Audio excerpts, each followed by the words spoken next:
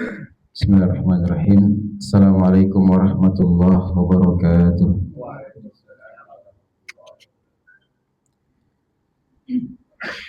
Alhamdulillah, alhamdulillahi rabbil alamin. Lahul hamdul hasan wa thana'u al-jamil. Yaqulul haqqa wa huwa yahdis sabil. Thumma nusalli wa nusallim ala nabiyyil amin wa ala alihi wa ashabihi wa ummahatil mu'minin wa man tabi'ahum bi ihsanin ila yaumiddin wa sallama tasliman katsira. Alhamdulillah, segala puji bagi Allah Rabbul Izzati wal Jalalah. Allah masih memberikan kesehatan, kesempatan kepada kita untuk kembali bisa membuka mata, untuk kembali bisa menghirup udara segar, untuk kembali bisa memperbaiki diri kita, untuk kembali bisa bermunajat kepada Allah Subhanahu wa taala. Maka semoga hari ini lebih baik daripada hari kemarin dan sebelumnya. Semoga Allah Subhanahu wa taala memberikan taufik kepada kita untuk senantiasa tetap istiqomah di jalannya, tentunya dengan kita melazimkan ibadah kepada Allah Subhanahu wa taala meskipun bulan Ramadan, bulan ketaatan telah berlalu, meskipun grafik keimanan dan ibadah kita tidak seperti yang sebelumnya, tapi paling tidak kita tidak tinggalkan sama sekali meskipun kuantitas ataupun kualitasnya berkurang. Salawat dan salam teruntuk baginda yang mulia Nabi besar Muhammad sallallahu alaihi wasallam. Allahumma salli ala sayyidina Muhammadin wa ala alihi wa sahbihi ajmain. Hibati fillah rahimani wa rahimakumullah. Tema atau pembahasan yang insyaallah kita bahas adalah berkaitan tentang ibadah yang tidak kalah penting dibandingkan ibadah salat.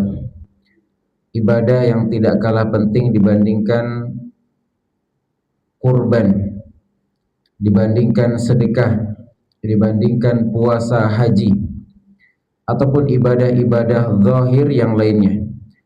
Karena sejatinya puncak daripada amalan badan, amalan yang dikatakan oleh Nabi Shallallahu Alaihi Wasallam jihadnya para wanita, yaitu ibadah haji ataupun ibadah umrah, karena membutuhkan harta, memerlukan fisik yang sangat kuat.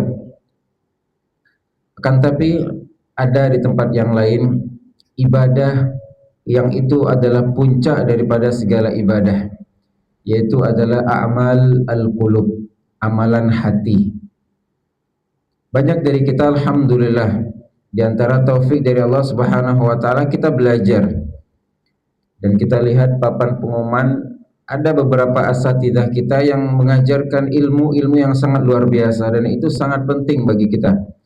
Ada tata cara salat Nabi, ada bagaimana fikih-fikih, ada berkaitan dengan ibadah-ibadah. Ini perkara yang luar biasa. Tapi ihbati fillah rahimakumullah, perlu sekiranya kita juga merenung, perlu sekiranya kita juga duduk sejenak, perlu sekiranya kita juga memfokuskan hati kita, memfokuskan diri kita untuk ibadah hati yang sangat luar biasa.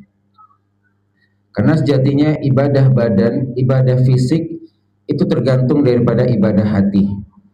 Maka ahibati fillah rahimani wa rahimakumullah, Nabi sallallahu alaihi wasallam menjelaskan dalam hadis yang sangat masyhur dari Umar bin Khattab, nomor pertama di dalam kitab Arba'in An-Nawawiyah.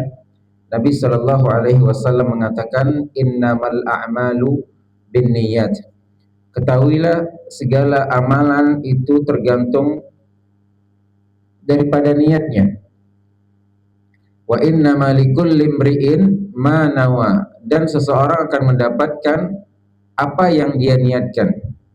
Apabila dia niatkan perkara dunia, dan lihat, apabila dia niatkan Allah dan Rasulnya, dia dapatkan Allah dan Rasulnya. Kan tapi apabila dia niatkan dunia, apakah dia dapatkan dunia?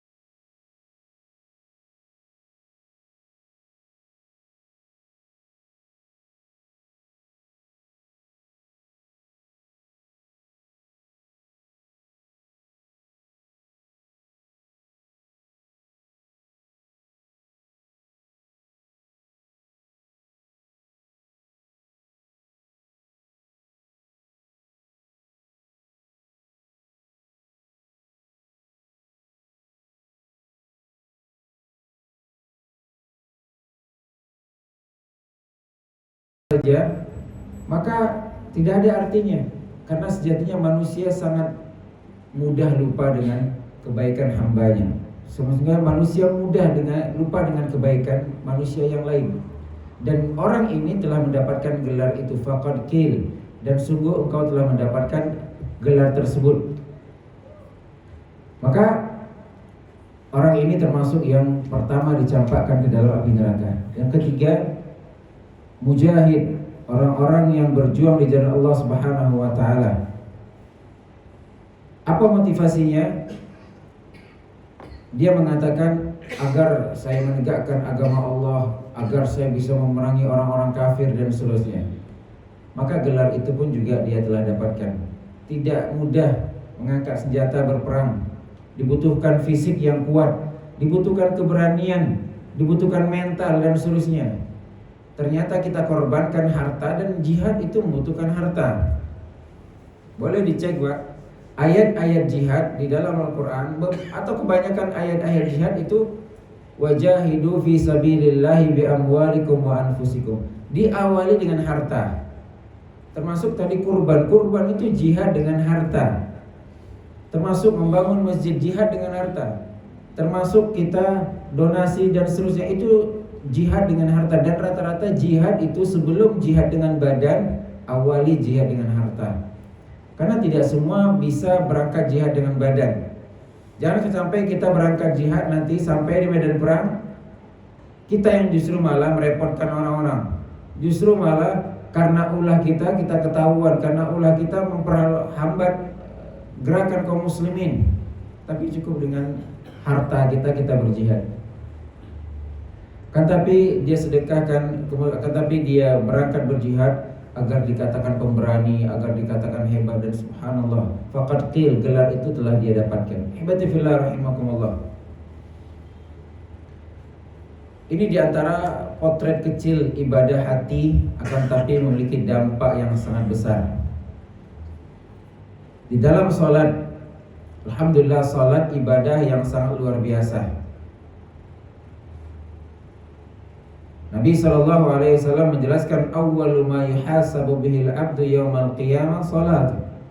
Pertama kali dihisab salat. Fa in tuqabbila sa'iru amalihi.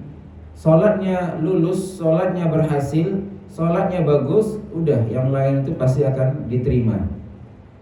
Apabila salatnya tidak diterima, maka mustahil yang lain diterima. Karena tonggaknya adalah salat.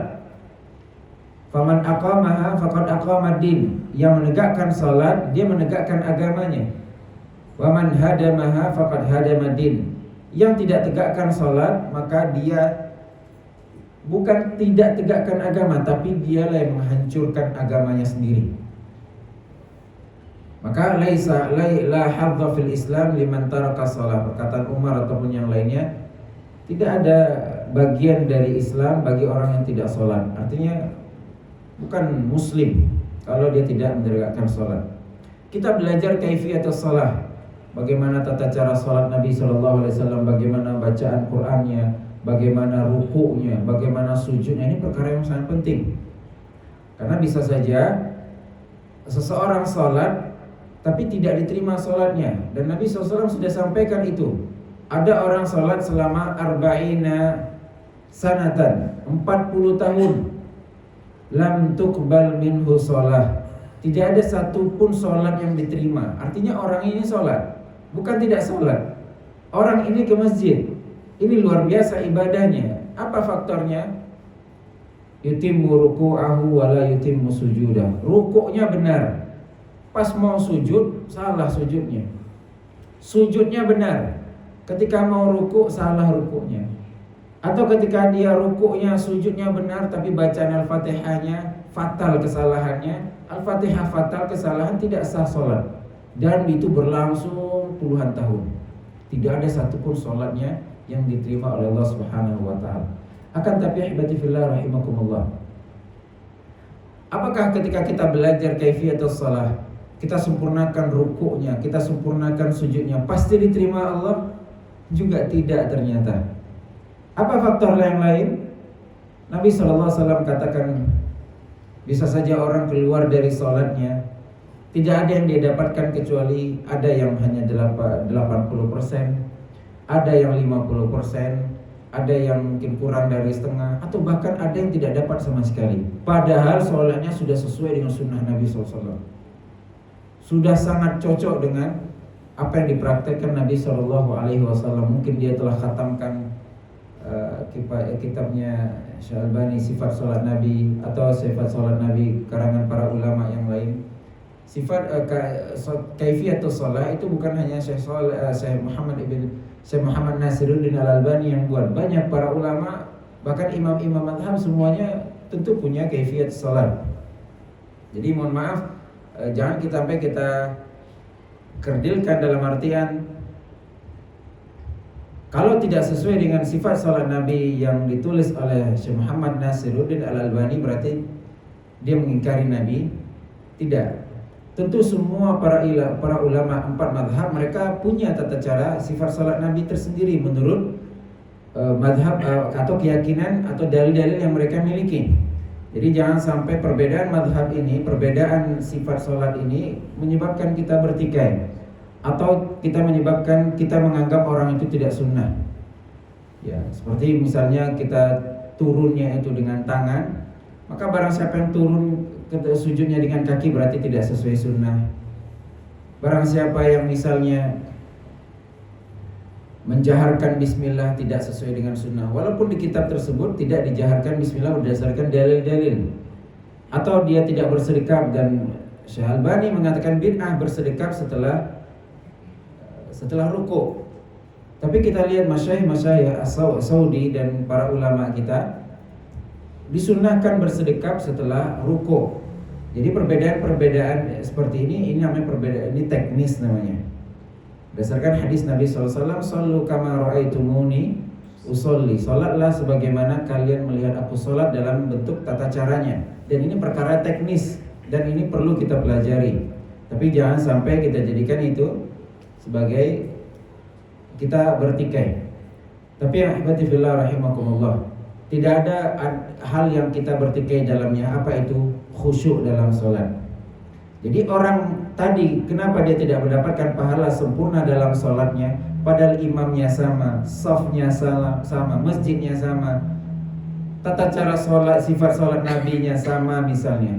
Tapi kenapa fulan pahalanya penuh, saya tidak? Apa kata Nabi SAW?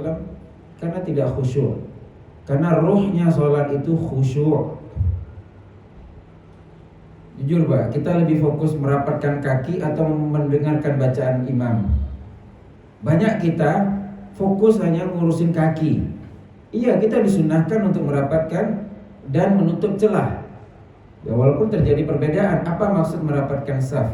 Apakah harus tempel? Kalau kita kan biasanya udah kena kelingking, itu udah dirapatkan. Sebagian harus merapatkan sama tumit-tumitnya, tempel betul.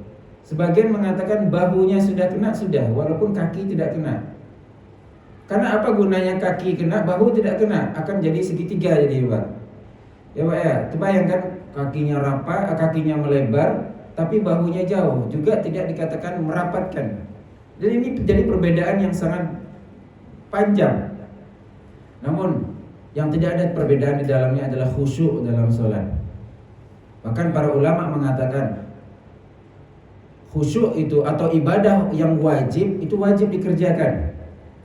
Andai kata ada ibadah sunnah mengganggu yang wajib, tinggalkan yang sunnah. Apa contohnya Pak? Kok ada ibadah sunnah mengganggu yang wajib? Ada. Contohnya kita datang ke masjid, kemudian kita lihat belum qomat, sholat sunnah lah kita. Ternyata imamnya keluar, qomat. Tidak boleh kita lanjutkan sholat sunnah. Tapi tidak mutlak. Apakah harus dibatalkan? Belum tentu. Kalau sekiranya kita sudah mau rakaat kedua, mau tasyahud, dan kita lihat iqamahnya masih membutuhkan beberapa detik lagi dan bisa kita kejar. Jadi tidak mutlak harus kita batalkan. Ini sebagian kaum muslimin saya lihat sendiri, dia lihat saja imamnya keluar, dia sudah batalkan. Ini tidak boleh. Kita boleh membatalkan itu ketika sudah qomat. Dan iqamah sendiri Allah Ta'ala, saya baca literasi para ulama itu hampir semua mengatakan tidak berdiri ketika iqamah berkumandang. Kita udah keluar imam, langsung kita berdiri. Ya, kebalikan ya, biasa di masjid-masjid kita begitu, udah keluar imam langsung berdiri. Ini keliru menurut literasi fikih. Tapi di tempat yang lain, udah iqamah pun bingung nyari imam. Ya. Udah iqamah pun bingung cari imam. Sebenarnya iqamah itu punyanya imam. Ya. Tapi yang benar adalah pertengahan. Dan kita baca itu rata-rata mengatakan kapan kita berdiri? Ketika ucapan qad qamatis shalah atau hayya 'alas shalah. Tapi kalau kita berdiri sebelum melihat imam itu keliru. Kata Nabi SAW, la taqumu hatta tarawni. Jangan kalian berdiri sampai kalian melihatku. Aku di sini karena Nabi imam. Artinya jangan kalian berdiri, jangan tergesa-gesa sampai kita pastikan imam itu ada. Ketika ada, baru kita sholat. Makanya memang Nabi SAW keluarnya itu ketika iqamah, karena rumah Nabi di sebelah kirinya kiblat. Awalnya rumah Nabi itu sebelah kanannya kiblat, Pak. Dan awalnya rumah Nabi itu di belakang. Kenapa pindah ke depan? Karena kiblatnya pindah. Ya, awalnya rumah Nabi itu, ya mohon maaf, misalnya di sini rumah Nabi, ini kiblat ke sana, rumah Nabi di sini. Karena kiblatnya di utara dulu, di Masjid Aqsa. Ternyata perpindahan kiblat tentu rumah Nabi jadi kiblatnya jadi ke sini, rumah Nabi jadi di depan jadinya. Jadi bukan maksud Nabi bikin rumah di depan, tidak. Tapi karena pindahnya kiblat maka pindah pula. Mungkin lagi rumah Nabi dipindahkan. Karena memang rumah Nabi tidak nempel dengan masjid. Ada pintunya, ada sekatnya. Maka ibadati fillah rahimani wa rahimakumullah. Ini perkara teknis. Perkara teknis itu wajib kita pelajari. Tapi jangan kita lupakan substansinya, yaitu khusyuk dalam sholat. Tadi kita katakan, andai kata ibadah-ibadah sunnah mengganggu ibadah wajib, tinggalkan yang sunnah. Apa contoh yang lain? Andai kata kita ingin mengamalkan sunnah, tapi ternyata ada yang lebih penting daripada itu. Apa itu? Mengikuti imam atau sesuai dengan jamaah kaum muslimin. Maka ketika itu kita wajib mengikuti jamaah kaum muslimin. Andai kata misalnya kita berkeyakinan sholat tarawih itu 23, ternyata imamnya hanya 11 misalnya. Memang andai kata kita menganggap itu sunnah, tapi demi menjaga persatuan, demi menjaga kekompakan, menghindari perbedaan, maka kita ikuti yang 11 misalnya. Sebaliknya, barang siapa yang meyakini 11 tapi ternyata di tempat itu 23, demi menjaga persatuan dan seterusnya, kita sholat 23. Nah, udah gak berat kita Pak ya. Tadi di awal-awal contohnya oke, Zan, ada masalah, itu setuju saya. Tapi kalau udah seperti ini berat saya, tidak ada masalah. Karena ini juga perbedaan pendapat. Tapi kita memberikan kaedah. Kaedahnya adalah seperti tadi. Andai kata itu ibadah sunnah, tapi ada yang lebih penting lagi di atasnya, itu persatuan, mengikuti imam. Misalnya, ya kita meyakini puasa kita mungkin lebih akhir misalnya dibandingkan kaum muslimin mayoritas. Tapi demi menjaga persatuan, maka kita ikutin kaum muslimin. Dan ya, kalau saya sebut contoh yang terakhir mungkin saya takut ribut, tapi perlu sekiranya kita sampaikan untuk perbandingan. Andai kata imamnya kunut, nah bagaimana? Ikut kunut atau tidak? Berdasarkan kaidah tadi, ikut kunut.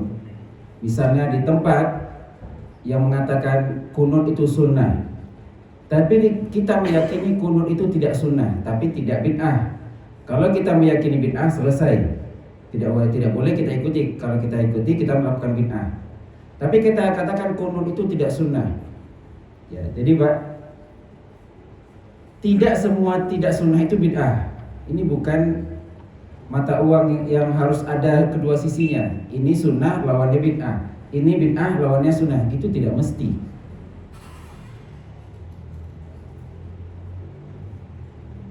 Tidak ada masalah kan Pak ya? Ya. Artinya saya kembali ke kunut. Saya coba kasih contoh yang lain. Apa hukum mengucapkan la haula wala quwata illa billah ketika berdiri sholat? Kita sudah ruku, sujud, kemudian naik ke rakaat berikutnya. Ternyata terpelituk pinggang Bapak. La haula wala quwata illa billah. Sunnah atau tidak? Yang sunnahnya apa? Bahkan ulama mengatakan wajib, bukan sunnah. Ucapan Allahu Akbar. Ya kita ucapkan Allahu Akbar, tapi terpelituk pinggang. La haula wala quwata illa billah. Terucapkan. Batalkah sholatnya? Tidak. Kenapa tidak, Pak? Apakah itu zikir sholat? Apakah itu sunnah?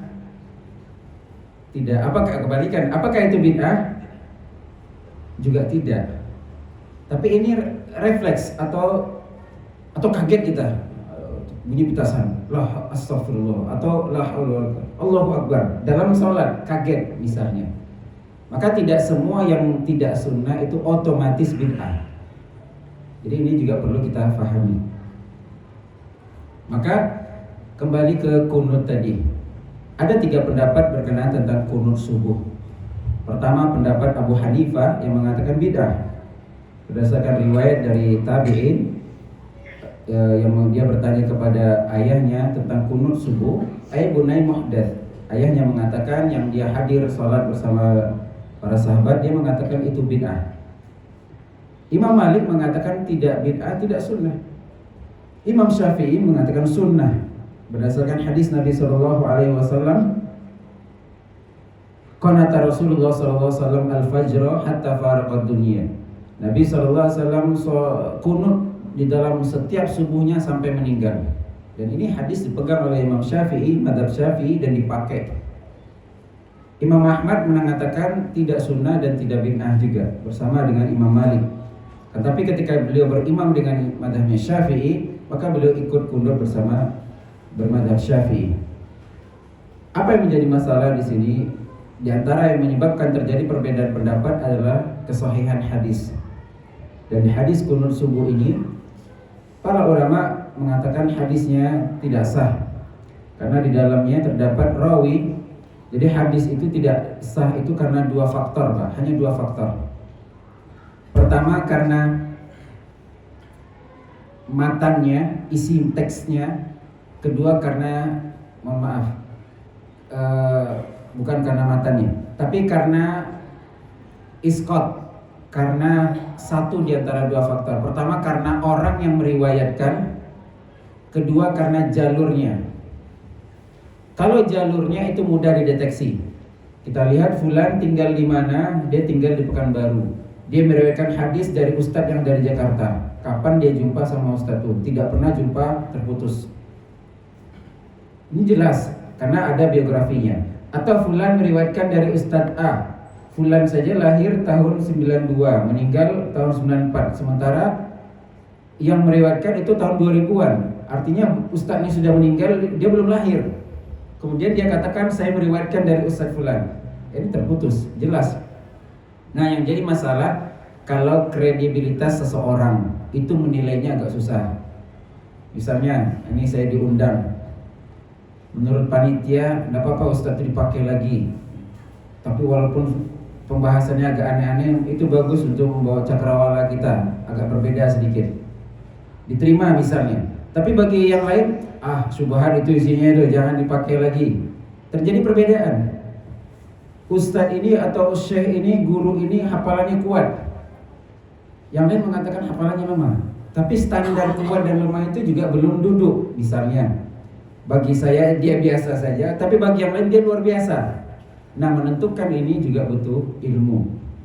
Dan hadis kunut subuh itu masalahnya bukan dari yang pertama, terputus. Kalau terputus selesai. Tapi masalahnya di yang kedua. Jadi ada di sanad yaitu Isa bin Mahan, Abu Ja'far Ar-Razi, yang para ulama mengatakan hafalannya itu sayyi, buruk. Tapi ulama yang lain mengatakan la ba'sa bihi, tidak ada masalah, riwayatnya diterima, dan seterusnya. Dan ini pembahasannya di rijal, di pembahasan sanad. Tapi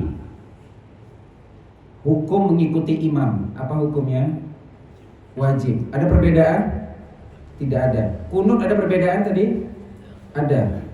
Ada sunnah, ada bid'ah, ada yang tidak sunnah, tidak bid'ah. Sementara mengikuti imam ada perbedaan? Tidak ada. Maka kita kedepankan yang tidak ada perbedaan. Ini maksud saya. Jadi ketika ada yang terjadi perbedaan, kemudian ada yang kita sepakati semua, maka kita kedepankan dan kita rendahkan ego kita demi menjaga kebersamaan tadi, demi menjaga kekompakan tadi. Bahkan Syekhul Islam Ibnu Taimiyah rahimahullahu taala mengatakan, dan ini pendapat yang sangat luar biasa, tarkus sunnati li ta'lifil qulubi sunnatun. Ini luar biasa kaidah, Pak.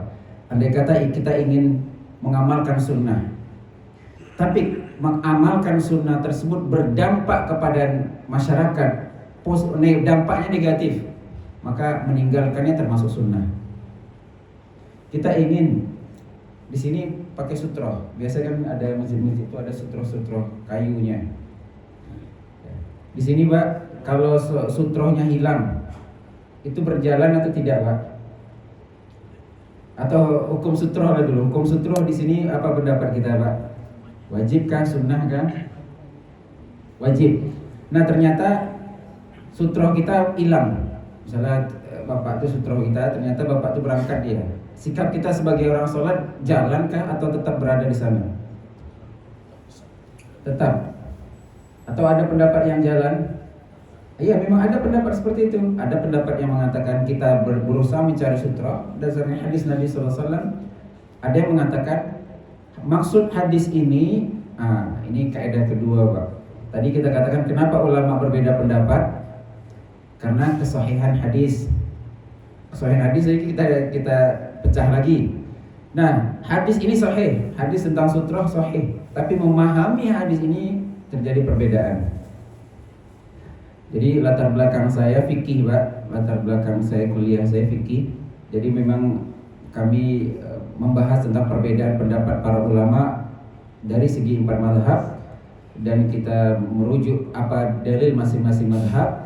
Jadi setelah kita mengetahui apa dan kenapa, agak tenang hati kita sedikit. Artinya perbedaan itu muncul bukan hawa nafsu, tapi karena latar belakang yang sangat luar biasa. Jadi dengan kita memahami perbedaan, maka tenanglah hati kita, dan kita pun tidak suudzon kepada saudara kita.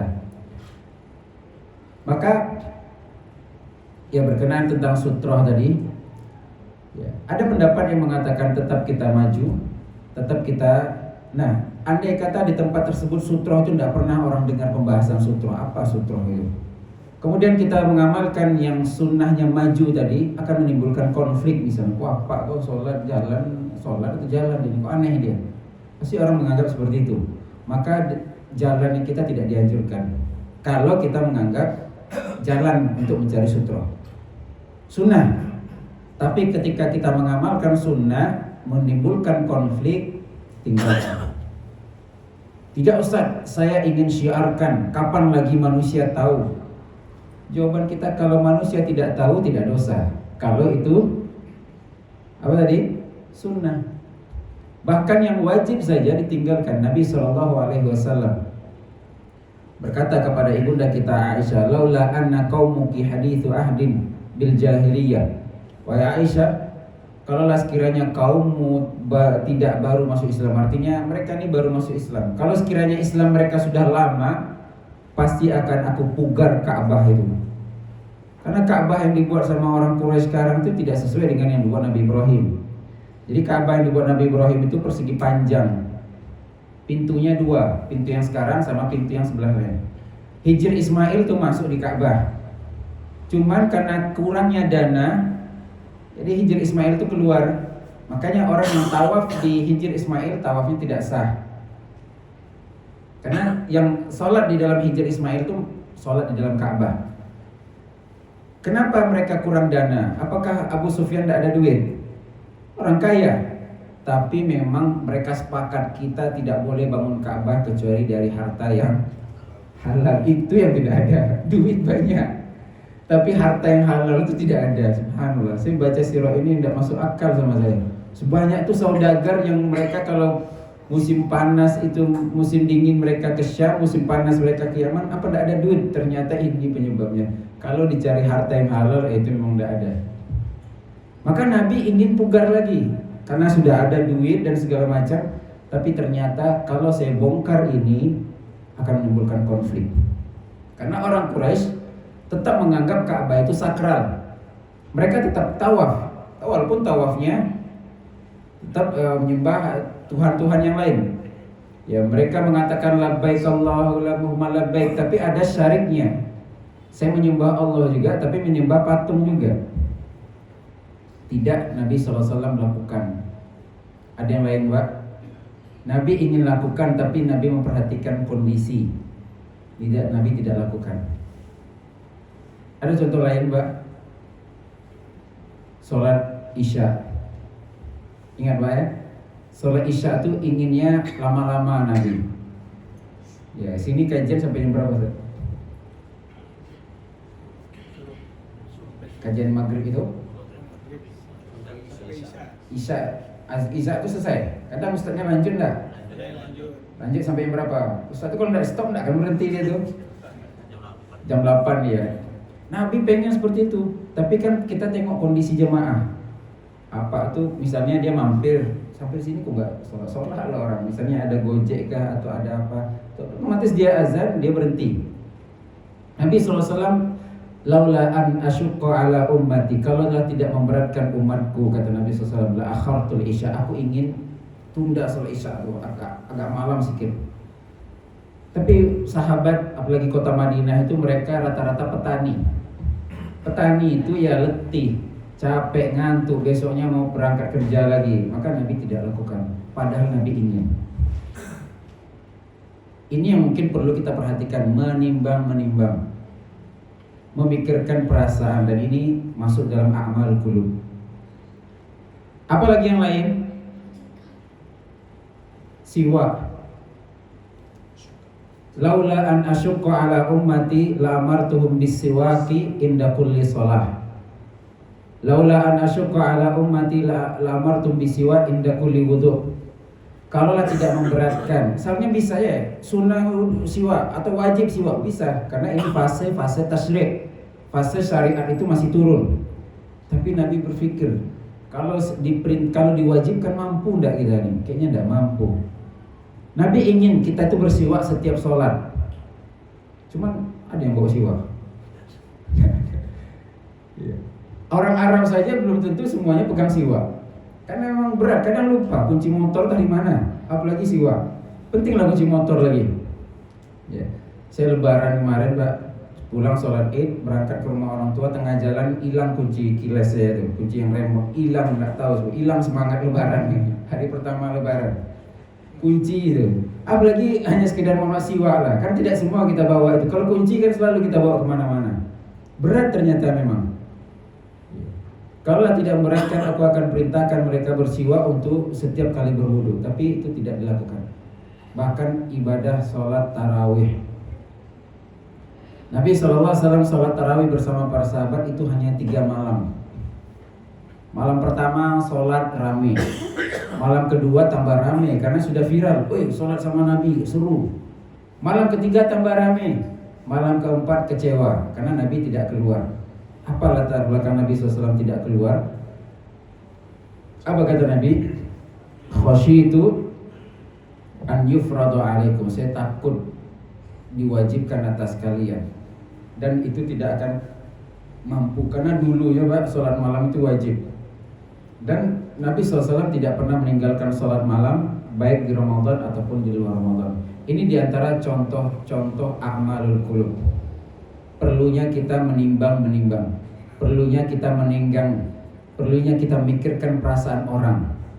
Imam juga aneh sebagai penutup. Kita sampai syuruk jam, sudah syuruk ya? 35. Untuk imam, apa kata Nabi tentang imam? Jangan lama-lama bacanya. Kadar lama sama cepat itu apa kadarnya? Jamaah, standarnya jamaah. Nah, anak pondok kadang, mohon maaf, kadang anak pondok dipakainya standar pondok di rumahnya, tentu ngamuk jamaahnya. Di pondok mungkin 1 halaman itu biasa, tapi kalau di rumah seperempat aja udah ngomel-ngomel kita. Maka tidak salah jamaahnya. Nabi SAW memberikan kadar itu seperti itu. Lihat Nabi SAW menegur keras. Siapa yang Nabi tegur? Mu'ad. Mu'ad ini luar biasa, termasuk Qari, sahabat Nabi yang mulia. Nabi tegur Mu'ad bin Jabal dengan perkataan, afattanun anta ya Mu'ad, kau ini tukang fitnah Mu'ad. Padahal apa yang dilakukan Mu'ad? Jadi imam sholat. Cuman Mu'ad tidak memikirkan kondisi jamaah, ingin mengamalkan sunnah. Karena sunnahnya sholat itu, sholat tadi dibaca imam kita, inna Qur'an al-fajri kana mashhuda. Sholat subuh itu dianjurkan panjang. Yang kedua itu sholat, khilaf para ulama, yang dianjurkan panjang itu apakah sholat isya, apakah sholat zuhur. Tapi yang rajih itu adalah isya dulu baru zuhur. Jadi sholat isya juga dianjurkan panjang. Itu yang dilakukan Mu'adz bin Jabal. Tapi ternyata kondisi jamaah tidak siap. Akhirnya ada jamaah yang keluar dari saf. Kemudian apa kata Mu'adz? Nafaq, fulan munafik. Maka Nabi SAW memberikan kaidah, idza amma ahadukum falyukhaffif. Kalau kalian ingin mengimami suatu kaum, maka ringankanlah. Apa? Kenapa? Fa inna fihi mudha'if, karena di dalamnya ada orang yang lemah. Tidak semua orang mampu. Ada orang yang udah komat lah, nantilah setelah sholat buang azan. Ternyata setelah sholat kok nggak selesai, khusyuk nggak sholatnya? Nah, yang penting dalam sholat itu khusyuk. Apa arti bacaan Quran kita bagus mendayu-dayu, tapi ibu-ibu di belakang ngomel, aduh kompor udah dimatikan, anak kita tadi tinggal sebentar nangis dia. Dan Nabi SAW katakan itu, fa inna fihi mudha'if wal marid wadal hajah. Ada orang yang sakit, ada orang yang punya keperluan yang numpang sebentar, ada orang yang lemah dan seterusnya. Dan standar ini tidak diberikan standarnya. Nabi tidak katakan yang paling ringan itu ini. Tapi Nabi SAW kembalikan kepada jamaah. Walaupun Nabi SAW tutup hadisnya dengan mengatakan, bacalah ayat-ayat yang ringan seperti Sabbihis, itu masih bisa kita toleransi, itu masih standar lah. Tapi juga ini tidak mesti. Dalam artian berarti Sabbihis kita baca, tidak mesti. Tapi ini Nabi SAW memberikan standar gambaran. Tapi bisa saja gambaran ini juga panjang bagi tempat yang lain. Maka ibadillah rahimakumullah, mengamalkan sunnah tadi, membaca panjang tapi menyebabkan tidak khusyuk, tinggalkan.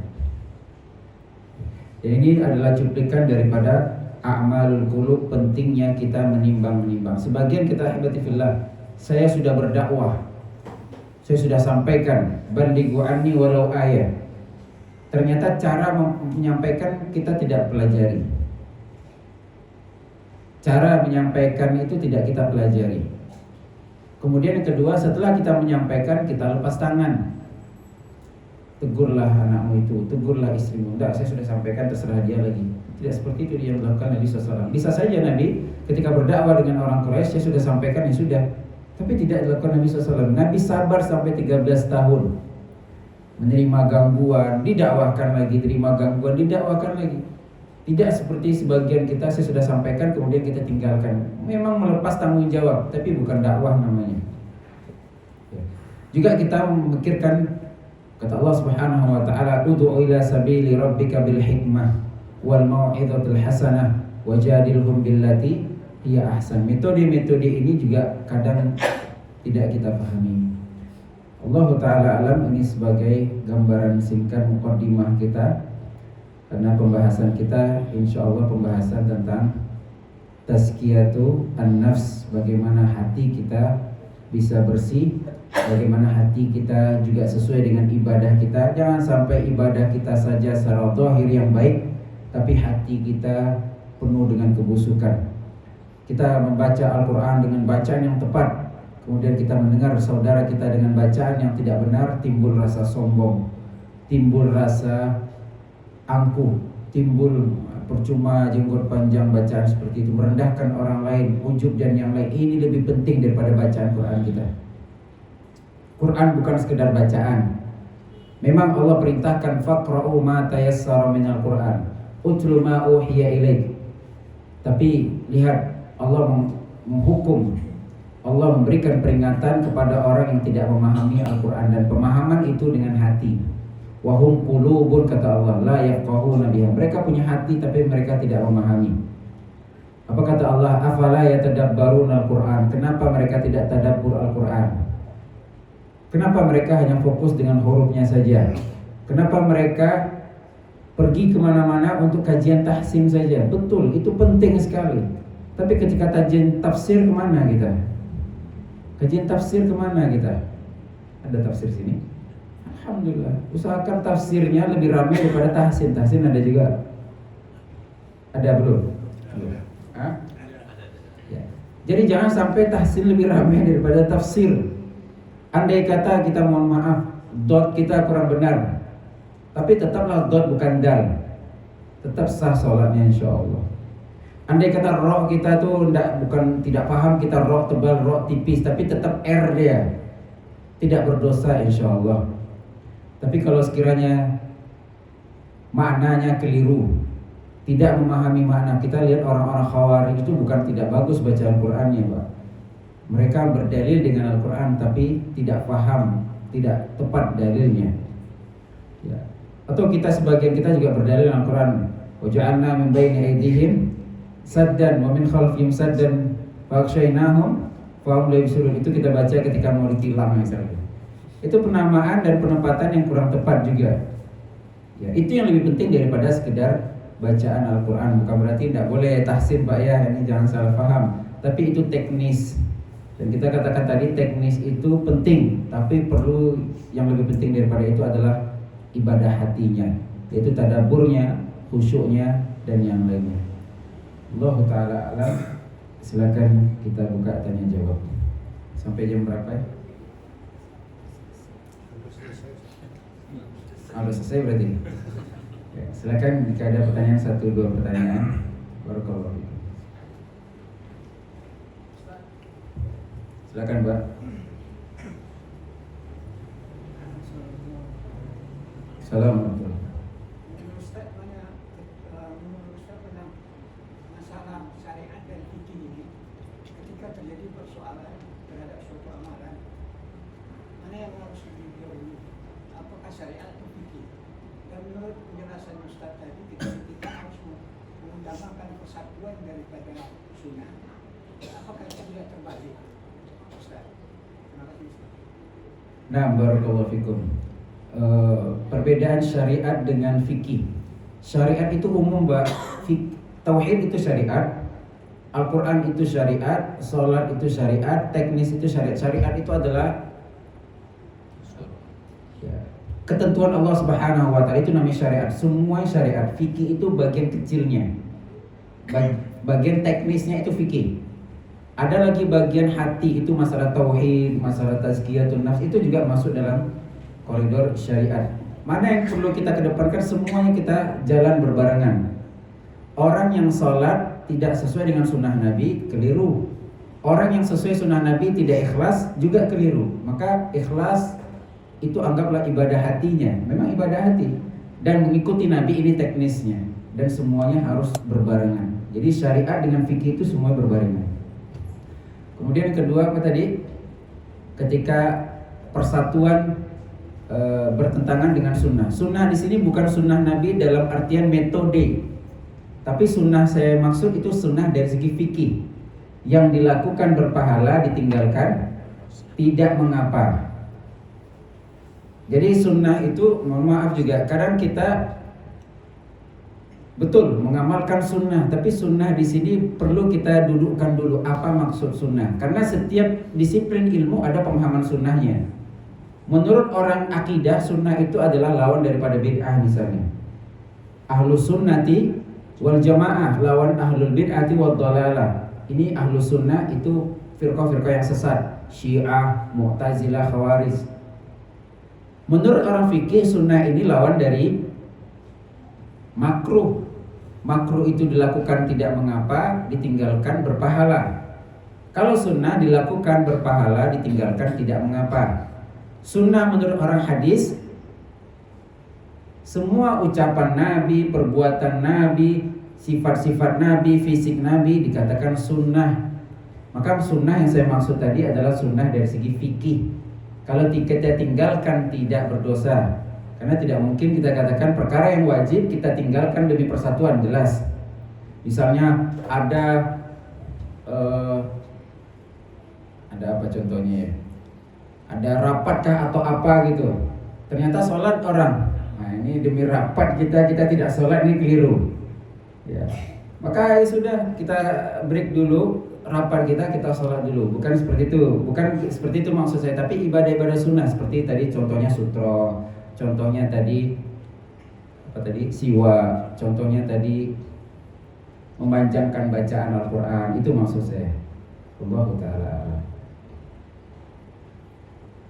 Silakan, ada lagi?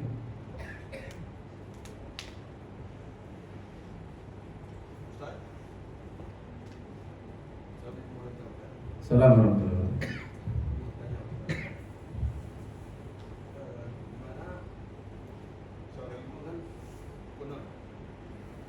Jadi makmumnya kalau tak kunut gimana? Dia nggak mengambilkan cuma dia menggunakan.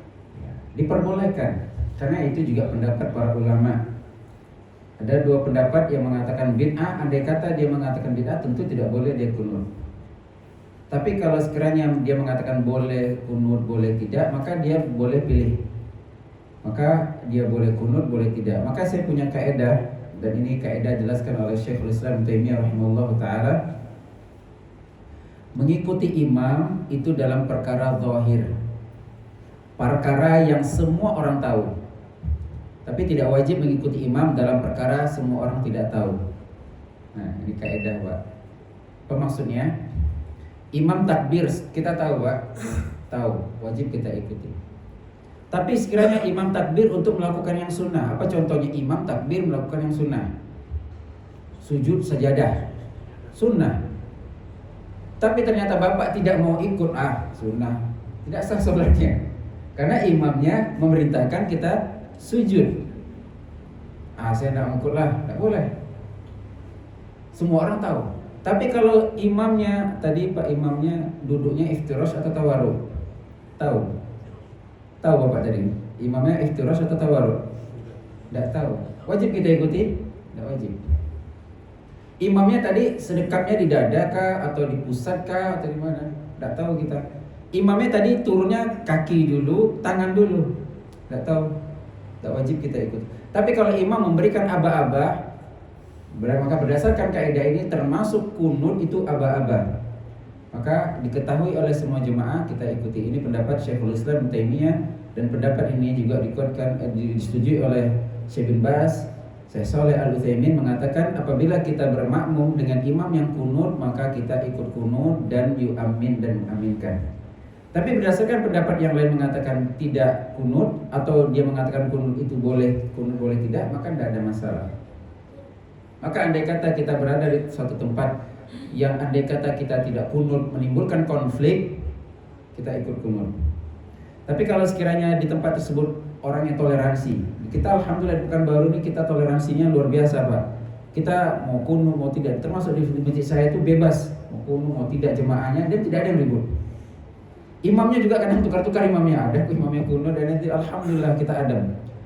Nah, tapi kalau misalnya kita di satu tempat yang memang kita sangat disorot dan andai kata kita tidak kunut menimbulkan konflik besar dan seterusnya, maka tidak mengapa kita untuk Allah Ta'ala. Tapi ada juga pendapat yang mengatakan tidak kunut sama sekali, maka tidak boleh kunut. Tapi saya pribadi menganggap kita melihat situasi dan kondisi tadi. Allah Ta'ala. Cukup? Nah, cukup sekian yang bisa disampaikan, lebih dan kurang mohon maaf. Subhanakallah bihamdik, asyhadu an la ilaha illa anta, astaghfiruka wa atubu ilaik. Assalamualaikum warahmatullahi wabarakatuh.